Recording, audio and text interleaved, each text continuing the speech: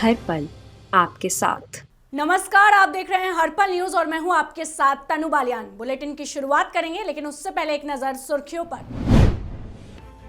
पूर्वांचल बुंदेलखंड के बाद अब पश्चिमी यूपी को पीएम मोदी की सौगात। जेवर हवाई अड्डे की आधारशिला सीएम योगी रहे मौजूद। जेपी नड्डा के गोवा दौरे का दूसरा दिन, 2 जनसभाओं को करेंगे संबोधित। महालक्ष्मी मंदिर के किए दर्शन।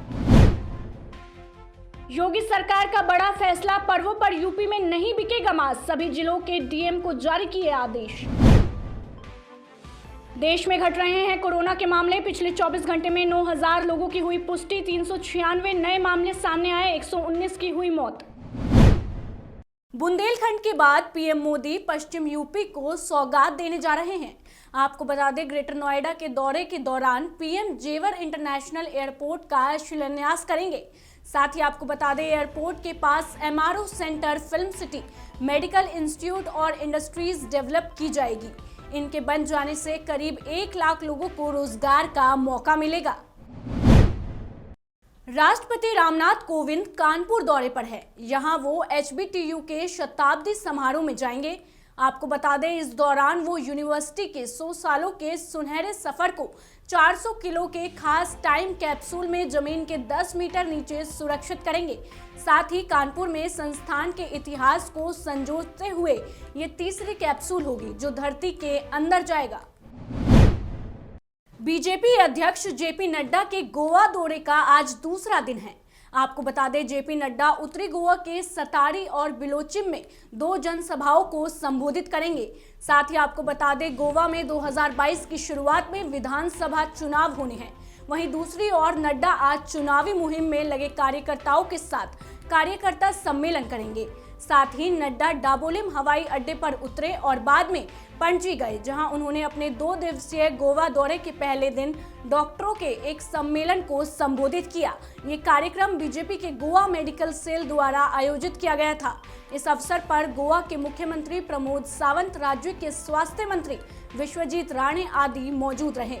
साथ ही आपको बता दें, गोवा विधानसभा चुनाव की तैयारियों के लिहाज से भाजपा राष्ट्रीय अध्यक्ष जेपी नड्डा के इस दौरे को काफी अहम माना जा रहा है। संसद के शीतकालीन सत्र में उठाए जाने वाले मुद्दों पर चर्चा के लिए कांग्रेस पार्टी की अंतरिम अध्यक्ष सोनिया गांधी के आवास पर संसदीय रणनीति समूह की बैठक होगी। आपको बता दें, ये सत्र 29 नवंबर से शुरू होगा।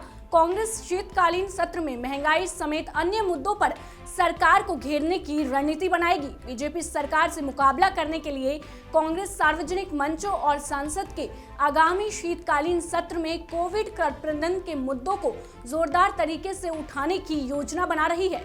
पार्टी सूत्रों के अनुसार कांग्रेस शासित राज्यों के मुख्यमंत्री केंद्र को पत्र लिखकर कोविड-19 पीड़ितों को मुआवजे की मांग करेगी। उन्होंने कहा, इसके साथ ही हर राज्य के कांग्रेस विधायक दल के नेता भी उस राज्य के अपने अपने मुख्यमंत्रियों को पत्र लिखेंगे जहां कांग्रेस सत्ता में नहीं है।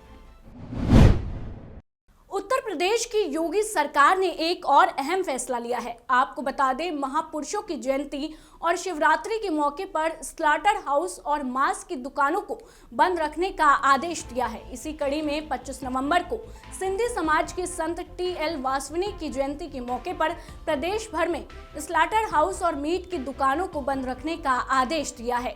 आपको बता दें, नगरीय विकास विभाग के ऊपर मुख्य सचिव रजनीश दुबे ने इस संबंध में सभी जिलों के मंडलायुक्त और जिला अधिकारी को आदेश जारी करते हुए इसका अनुपालन सख्ती से करवाने का निर्देश दिया है। पंजाब कांग्रेस के अध्यक्ष नवजोत सिद्धू के खिलाफ क्रिमिनल कंटेम्प्ट पिटीशन पर गुरुवार को सुनवाई होगी। आपको बता दें कि हरियाणा के एडवोकेट जनरल बलदेव राज महाराज ये सुनवाई करेंगे। साथ ही पंजाब और हरियाणा हाई कोर्ट के एडवोकेट परमप्रीत सिंह बाजवा ने ये पिटीशन दायर की है। वहीं अगर एजी की मंजूरी मिली तो रिपोर्ट हाई कोर्ट को भेजी जाएगी, जहां सिद्धू के खिलाफ ड्रग्स केस में ट्वीट करने को लेकर कंटेम्प्ट पिटीशन दायर हो सकती है। साथ ही आपको बता दें, पिछली सुनवाई में एजी ने कुछ और जानकारियां मांग की थी। इसकी सुनवाई 25 नवंबर को तय कर दी गई थी। 3 कृषि कानून वापस लेने के बाद हरियाणा के सीएम मनोहर लाल की पहली बार पीएम नरेंद्र मोदी से होने वाली मुलाकात किसी वजह से स्थगित हो गई है। आपको बता दें, पीएम से मुलाकात के लिए सीएम मनोहर लाल बुधवार को ही दिल्ली रवाना हो गए थे, लेकिन अब सीएम चंडीगढ़ वापस आकर वीरवार 3 बजे हरियाणा मंत्रिमंडल की बैठक लेंगे। साथ ही आपको बता दें, कृषि कानून की वापसी के बाद मंत्रिमंडल की ये पहली बैठक है जिसमें आंदोलन के साथ साथ हरियाणा लोक सेवा आयोग में डेंटल सर्जन भर्ती का मामला भी चर्चा में रहेगा। देश की राष्ट्रीय राजधानी दिल्ली में हवा की गुणवत्ता में सुधार हुआ है, लेकिन इसके बाद भी ये खराब श्रेणी में बनी हुई है। इस बीच दिल्ली के पर्यावरण मंत्री गोपाल राय ने घोषणा की है कि 27 नवंबर से इलेक्ट्रिक और सीएनजी वाहनों को एंट्री मिलेगी, जो कि आवश्यक सेवाओं में लगे हुए हैं। इसके अलावा पेट्रोल और डीजल वाहनों की एंट्री पर 3 दिसंबर तक पाबंदी रहेगी। वहीं दिल्ली कैबिनेट ने प्रदूषण में सुधार को देखते हुए अब 29 नवंबर से फिर से स्कूल खोलने का फैसला किया है।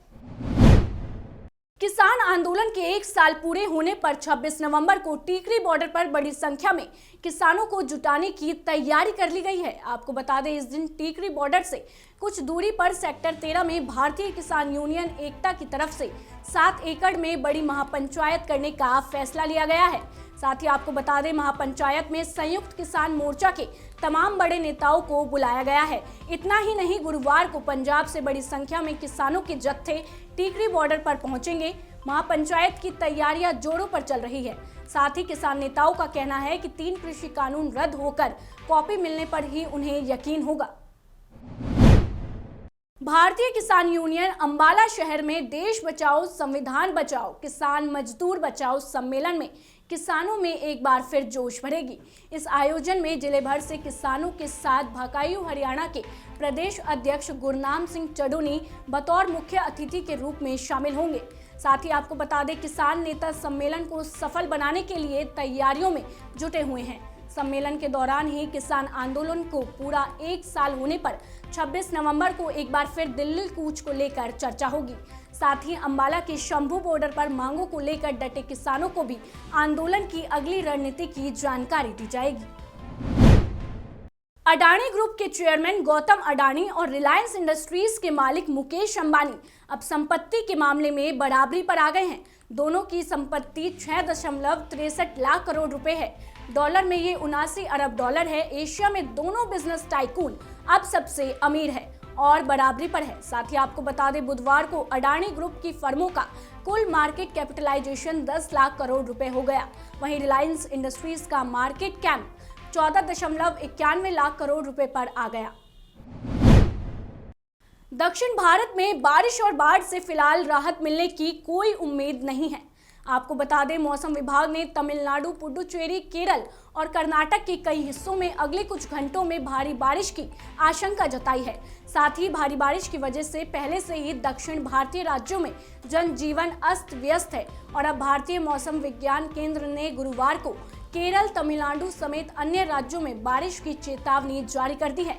साथ ही आपको बता दें, मौसम विभाग के मुताबिक गुरुवार और शुक्रवार को केरल और माहे में भारी बारिश होने की आशंका है।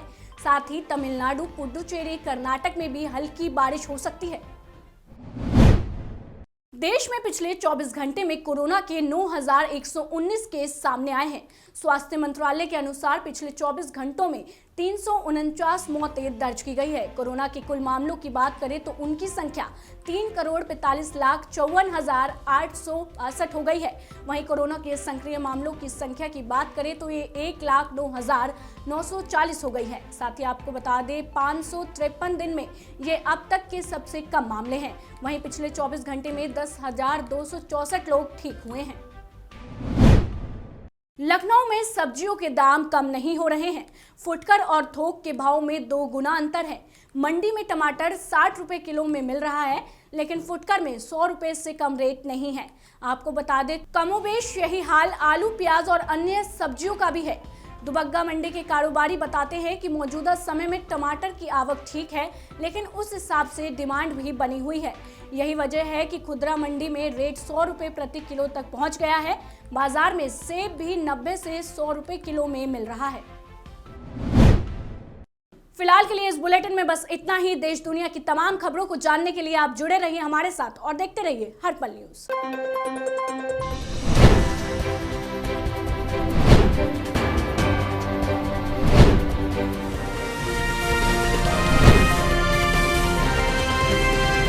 हर पल आपके साथ।